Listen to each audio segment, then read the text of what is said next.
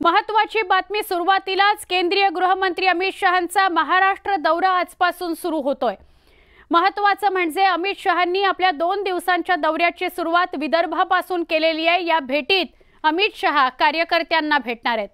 लोकसभा निवडणुकीत भाजपला विदर्भात मोठा फटका बसलेला होता आणि येणाऱ्या विधानसभा निवडणुकीतही भाजपला फटका बसणार असल्याची चर्चा आहे।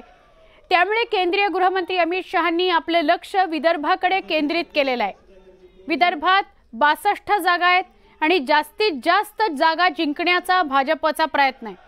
त्यामुळे केंद्रीय गृहमंत्री अमित शहा यांनी मिशन विदर्भ हाती घेतलेलं बघायला मिळत आहे।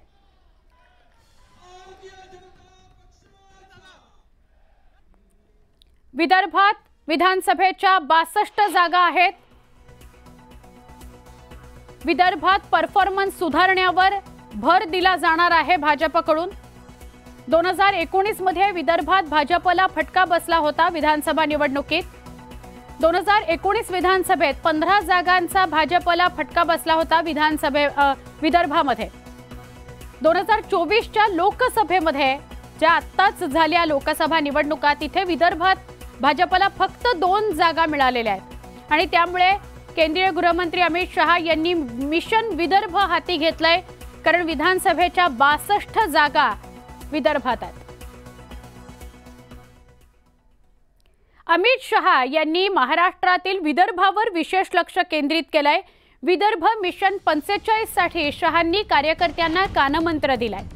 अमित शहांनी भाजप पदाधिकारी आणि नेत्यांसोबत बैठक घेत भाजप कार्यकर्त्यांनी बूथ मजबूतीवर लक्ष द्यावं असं म्हणत महायुतीच्या उमेदवाराला निवडून आणायचं आहे असे आदेश दिलेले आहेत।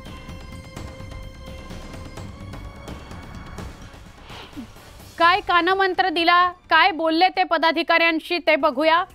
भाजप कार्यकर्त्यांनी बूथ मजबूतीवर लक्ष द्यायचं आहे। बूथ स्तरावर बाईक रॅली काढणं गरजेचं आहे, त्या काढा। नाराज कार्यकर्त्यांना पुन्हा पक्षासोबत कसं जोडता येईल याचे सातत्याने प्रयत्न करा। प्रत्येक बूथवर 10% मतं वाढतील याकडे प्रामुख्याने लक्ष द्या, भर द्या आणि नेत्यांनी सुद्धा कार्यकर्त्यांप्रमाणे वागा, तसं काम करा असं स्पष्ट केलंय केंद्रीय गृहमंत्री अमित शहा यांनी। भाजपचे खासदार अनिल बोंडे आपल्या सोबत आहेत, त्यांच्याशी बोलूया। अनिल जी, आपलं स्वागत न्यूज 18 लोकमत मध्ये। आपण विधानसभेच्या जोरदार तयारीला लागलेला आहात आणि विशेष करून अमित शहांनी विदर्भाकडे लक्ष केंद्रित केलेलं आहे। आजच्या या दौरा म्हणा, बैठक म्हणा, तुमच्या सगळ्यांशी त्यांनी संवाद साधला, काय पहिली प्रतिक्रिया?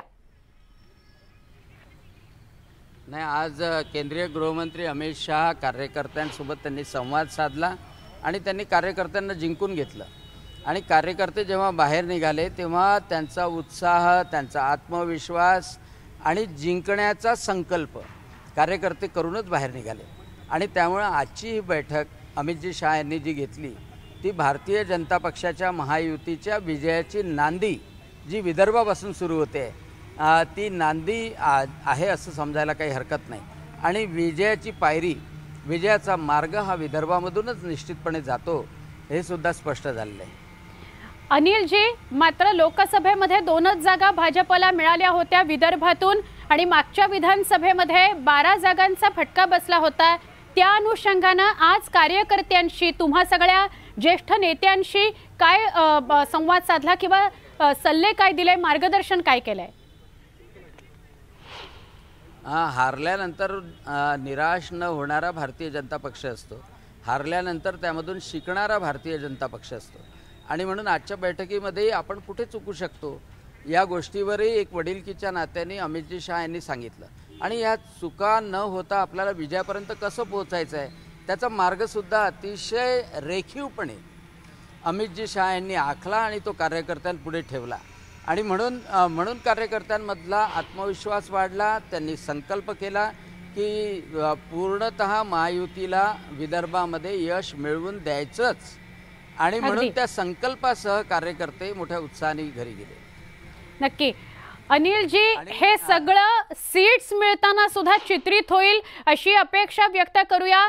तुम्हा सगळ्यांना पुढच्या तयारीसाठी शुभेच्छा। ऍक्च्युअली सगळ्याच पक्षांना शुभेच्छा। अनिल बोंडे आपल्याशी बोलत होते। आपण बातमी विदर्भातून बघत होतो, कारण केंद्रीय गृहमंत्री अमित शहांचा विदर्भ दौरा आहे।